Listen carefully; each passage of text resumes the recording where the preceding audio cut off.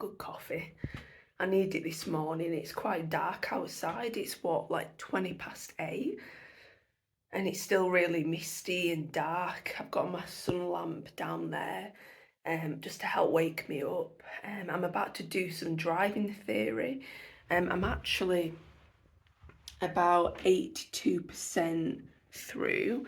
My driving theory test isn't for another month, so I'm feeling okay about it. A bit nervous, but feeling okay. And yeah, I'm gonna do a bit of cooking. I've got an appointment today as well to get some like ear defenders molded. I'll show you later on in this video why I'm getting some molded. And yeah, I just want to share with you guys really what's been happening recently and just what you can expect from 2026. In just a bit of a vlog style video, just to share with you guys what I get up to on my day off. So I better get cracking with this theory and keep drinking my coffee. So catch up with you soon.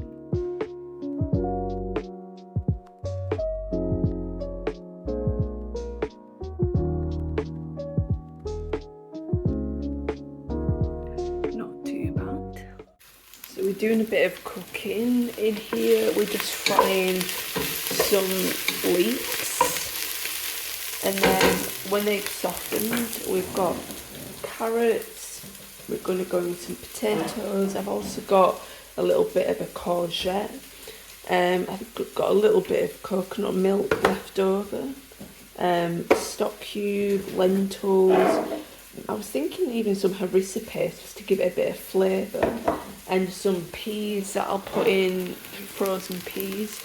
Now, I've not cooked this before, I'm just making it up, and the reason why is because we've got leeks, we've got carrots, we've got potatoes, we've got these lovely tomatoes from a vegetable odd box, so we didn't know what we were going to get. So I'm just trying to make like a delicious vegetable stew, and I'll let you know how it goes.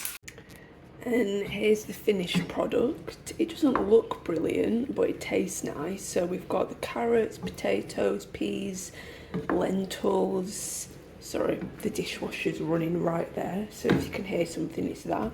So I'm gonna box this up, and I think this will be delicious with like naan bread or something, because it's got quite a spicy kick to it. So yeah, that'll do us for one evening meal this week. So I'm about to get ready to go out, but I thought I would just share with you one of the big updates that has been happening in our life at the moment. I've actually got a little note of some of the things that have been happening. So one of the biggest updates is that me and my husband are finally launching our walking business. And so this is going to be spring this year, so probably like late March, early April time. And this has been a long time coming. You know, we've been working on this for a long time. We've had to delay it at times because of my health. And so to be here feels really good. And I just want to share with you guys some of the things that we have done to get ready for this launch, and some of the things that we've got left to do. So I've got my little list here. So what have we done? So we've had in-person training days. So we have attended 2 in-person training days that haven't really been in our local area. So it's meant driving like an hour or 2 to get there and a couple of hours back.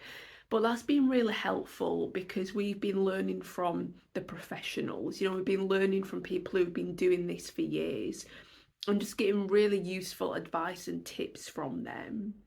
We've also had a lot of online training to do, and so that has been quite difficult at times, just finding the time to do that. You know, we know that we've got time set aside to do the walking, but it's all the other little bits in between that when you're starting like side hustle or a business, you don't often think about those little things, but they take up so much of your time. And we actually still have some online training to complete, and this coming weekend we're hoping to get the majority of it done, because as I'm filming this, it's early February, so by mid-February we want to ideally have done all of our online training so that we officially are able to launch in spring. I have done some first aid training, and Andy is still yet to do that. You need to be a qualified first aider if you're going to lead these types of walks, just because, you know, there may be sprains or people may fall or, you know, whatever may happen, and so you've got to be prepared. And one of the big things that we've been doing is planning the walks that we want to do. And so we've been going out, doing a lot of walking, kind of scouting out where we want to walk and take people. And that's actually been really interesting because me and Andy go walking a lot. And so we just assumed, oh yeah, this walk will take about an hour and it's not that difficult. Whereas then when you're in a way analysing it and seeing it from the perspective of someone who doesn't really walk that much, we're like, well, actually, we've timed it and it takes 2 hours to walk it. And actually there is quite a lot of, you know, bumps in the path and twigs and branches that people could trip over and all of that. You know, we have to do risk assessments, and suddenly you realise that the walks that you do all the time are maybe not so simple. And so we've had to just adapt some of the walks that we enjoy doing to make sure that they're suitable for the people that are likely to come on the walks that we're leading. What have we yet to do? So we do have a website that I will link below if you're interested to check that out. But me and Andy are wanting to create some social media pages. So we do have a Facebook page, which again, I will link that below. But we want to create an Instagram account for our walking business. You know, we realise that a lot of young people and people, you know, in the 40s and 50s are on Instagram now rather than like Facebook. And so we want to, you know, make sure that we are putting content out on different platforms to attract different type of people. So we need to do that. And we also need to advertise. Now, obviously, social media is a part of that, but we also will be taking like leaflets to maybe even like the local GP practice to see if they can advertise. Maybe even the park runs that happen in the local area, we may go in and kind of leaflet there to get the people who maybe aren't into running but may want to join for walking. So we'll be doing all of that, probably like late February, early March. Now in March we are kind of launching, but it's a bit of like a baby launch, a little mini launch. You know, we'll officially be going fully in April, so March is kind of going to be the advertising month, getting ourselves out there. And the final thing is just, as I mentioned, finishing off some of that online training, which we're going to do hopefully this weekend. So there's been a lot to do. We're really excited about it. And I would just encourage you that if you've got a passion for something, to not just sit back and don't do anything about it. You know, it could become a business, you know, it could become something that could become your main job one day. I hope that this will be what happens with walks for me, you know, that it'll become my main source of income. And so, you know, just push yourself, you know, try new things, even if it doesn't go great. If you've not invested like loads of money or loads of time, then it's not exactly that big a waste anyway. And so it's always worth just giving something a go. But with that being said, I'm going to go and get ready because I do have that appointment to get my ear defenders done, and I'm clearly not ready to go.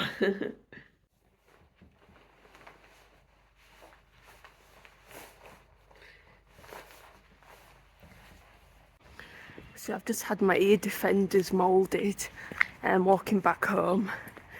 Thankfully my hearing was good. I was a bit worried that I'd have hearing loss. And some of you may be wondering, Helen, firstly, why do you need ear defenders doing? And why were you worried that you might have hearing loss? And it's because, drum roll. So why am I so excited? I've got an electronic drum kit. So a little thing about me that you might not know is that I've been playing the drums now for nearly 20 years, but I've not actually had a kit in any form, electronic acoustic drum kit, for over 10 years now. And so I'm so excited to have this. It's an Alesis Nitro Max. It's a really good electronic drum kit that fits into a small compact space. And that's why I needed to get ear defenders done, because my previous ones that I had done are like 11 years old, and your ears obviously keep growing, and so they don't fit right. And I'm also thankful that my hearing isn't too bad. I actually had pretty decent hearing. To say that a good 8 years of my life I was drumming and listening to really loud music and playing in bands without any ear protection. So I've got to admit, I'm thankful for that. And so this has been my little gift to myself. That's been a long time coming. I do have some encouragement that I actually want to share with you guys to continue the life updates about my mental well-being. And so I'm going to take the camera downstairs. I'm going to set up, as I've got a book that I want to share with you guys that has been really helpful. So I want to share a book that has been really helpful for me. It's by Lysa TerKeurst, and it's called Embraced: 100 Devotions to Know God is Holding You Close. And with my mental health journey over the last 2 years, this has been really helpful, because honestly, there's been times where I'm like, God, where are you? And the other night I was reading one of the devotions, and it's titled The Courageous Choice. And I just want to read just a little part of it that really stood out to me. So it says, you see, there are two kinds of courage. There's the courageous act that makes our hearts beat fast when the knight fights the dragon, or the firefighter rushes into the burning building. These are extreme events many of us won't have to face. And because most of us aren't put in positions to participate in a courageous act, we don't necessarily think of ourselves as courageous. But there's a second kind of courage that is widely available but not widely embraced. It's the courageous choice. This is the decision to do the right thing even when it's unpopular, uncelebrated, and probably even unnoticed. And that really stood out to me. And the prayer that she ended the devotion with, I just loved. And it says, Dear Lord, I acknowledge that I need your divine help with each choice I make every day. I don't ever want to step outside your will and direction for my life. I am courageous only with you, in you, and through you. Please help me embrace your courageous choices for me in Jesus' name. Amen.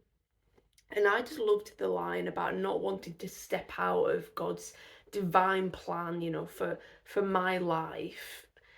And through knowing God and continually turning to Him, it equips us to be able to keep on that path.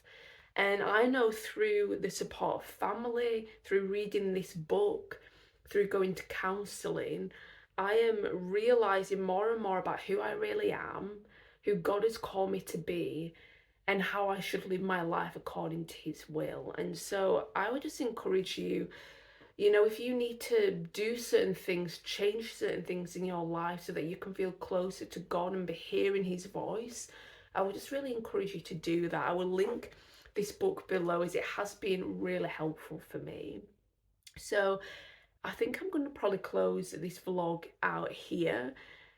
Just wanted to update you guys with several things that are happening. There's obviously tons more that I'm not really ready to share just yet. So they're just a few things that have been happening in my life recently.